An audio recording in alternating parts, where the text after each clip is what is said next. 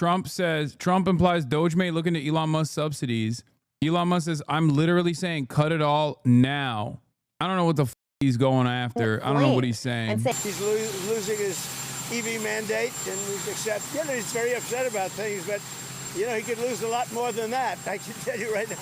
Hey, Elon can lose a lot more than that.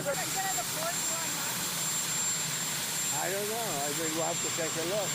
We might have to put Doge on Elon. You know what Doge is? Doge is the monster that might have to go back and eat Elon. Wouldn't that be terrible?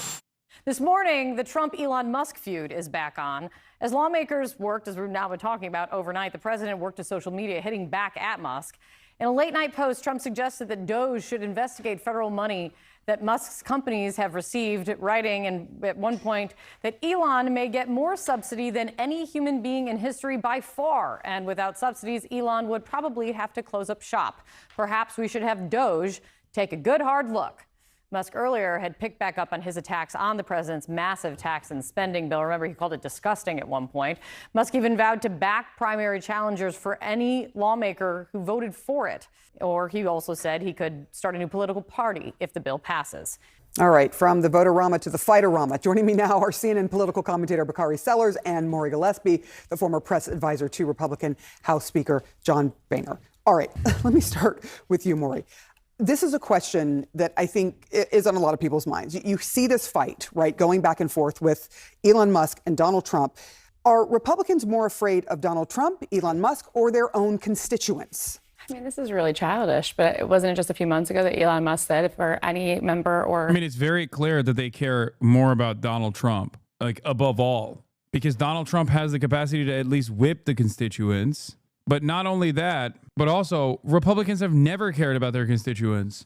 What are we talking about? They know that their constituents will not realize who is responsible for the pain, because they can always turn around and blame like random groups like undocumented migrants or trans people or the Democrats or something. OK, and when you have an ineffective, servile, inept Democratic opposition party, there is no space for them to actually push back on this messaging. Look no further than the fact that many states refused Medicaid expansion, free money from the federal government at the behest of their private healthcare, that did not want to abide by the expansion of Medicare coverage and offering poor people extra healthcare, offering poor people any healthcare at all. There were numerous states where Republican voters had to literally simultaneously vote back into office the very same congresspersons, the very same representatives that refused to entertain Medicaid expansion, and the governors that refused to entertain Medicaid expansion because it was associated with Barack Obama, while simultaneously in the same exact ballots, vote for a ballot measure that actually demanded Medicaid expansion. In so many red states, one by one, people were able to get Medicaid expansion on their own ballots. It's a lot. So I think it's their constituents they should be most afraid of here. Bakari, what does this say about the money in politics and these two men going back and forth? Or is this about something different? I think it's about something different. I think that it's very, very petty and very childish. I think that it's kind of like the Real Housewives of the Beltway. I mean, he basically called him a welfare queen and told him to go back to where he came from. Wow. But I mean, when you juxtapose that against the fact that, like in my home state of South Carolina, 220,000 people will be kicked off of Medicaid in the Affordable Care Act, or in North Carolina, 600,000 people are going to lose insurance coverage. When you juxtapose it against the people who are going to lose SNAP benefits and health insurance, it looks really, really small. Democrats have always said that Donald Trump's a very small man. I work in policy related to a lot of the things that Medicaid dollars touch, or, as people don't realize, don't touch at all. The states cover because Medicaid frees up spending on things that are unique to state needs. I wish it were a law that you had to get care through Medicaid to be able to drive related policy. People don't realize that, for example, as we covered earlier, 65% of all long-term nursing home care is funded by Medicaid. Medicaid, not just Medicare. Medicaid actually is what kicks in for long-term care. 65%.